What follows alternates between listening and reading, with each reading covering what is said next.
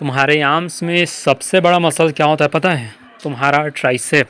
यदि तुम अपने ट्राइसेप को बहुत अच्छे से ट्रेन करते हो, तुम्हें ज़्यादा एक्सरसाइज करने की ज़रूरत नहीं है और ना ही ज़्यादा वेरिएशंस तुम्हें अपने रूटीन में शामिल करने की ज़रूरत है।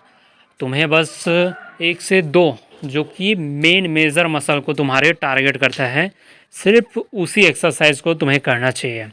तुम जैसे जैसे अपने स्ट्रेंथ को बढ़ाते हो, अपने वेट को भी बढ़ा सकते हो और ये तुम्हारे मसल को ब्रेक करेगा। जैसे ही ब्रेक होगा, तुम अपने डाइट से उस प्रोटीन रिक्वायरमेंट को पूरी कर सकते हो और जैसे जैसे तुम्हारी प्रोटीन रिक्वायरमेंट पूरी होती जाएगी, तुम्हारी मसल्स भी बढ़ती जाएगी।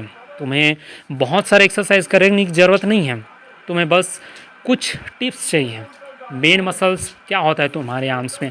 तुम्हारे आर्म्स में सबसे बड़ा मसल वही है, ट्राइसेप। तुम इसके पीछे मत जाना कि बाइसेप बढ़ाऊंगा तो बाइसेप ज़्यादा दिखेगा, नहीं। तुम्हारे ट्राइसेप का जो भाग है ना, वो बहुत बड़ा होता है, तुम्हारे आर्म्स का 1/3 से ज़्यादा होता है।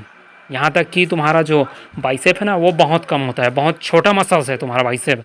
बाइसेप में सिर्फ 2 ही मसल्स हैं, एक मेजर एक माइनर, और ट्राइसेप में 3 मसल्स होती हैं, जो कि यदि तुम तीनों को टारगेट कर रहे ना, तो सिर्फ 2 ही एक्सरसाइज में पूरा टारगेट हो जाएगा और तुम्हारा मसल्स भी जल्दी बढ़ने लगेगा और फास्ट ग्रो होगा। यहाँ कि तुम अपने बाइसेप को छोड़कर यदि सिर्फ ट्राइसेप को भी करते हो ना, तो भी तुम्हारा मसल्स ग्रो होने का ज़्यादा चांस होता है।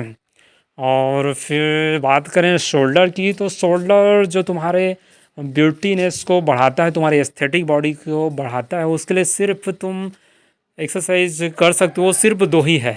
एक साइड लेटरल रेज और एक बैक के लिए, जो बैक अपना होता है ना, शोल्डर, बैक शोल्डर का पार्ट, तो उसके लिए भी तुम कर सकते हो। उसका मैं एक्सरसाइज नहीं करता, क्योंकि मैं उसका एक्सरसाइज जो है बैक वर्कआउट के दिन ही करता हूँ। तो तुम ये भी कर सकते हो कि बैक वर्कआउट के दिन ही तुम अपना जो है शोल्डर का वर्कआउट कर सकते हो, और बैक वाला। और साइड का जो है तुम अपने ट्राइसेप के दिन अलग से कर सकते हो, और जो फ्रंट के लिए तो है, उसके लिए तुम चेस्ट डे को ही कर सकते हो। जैसा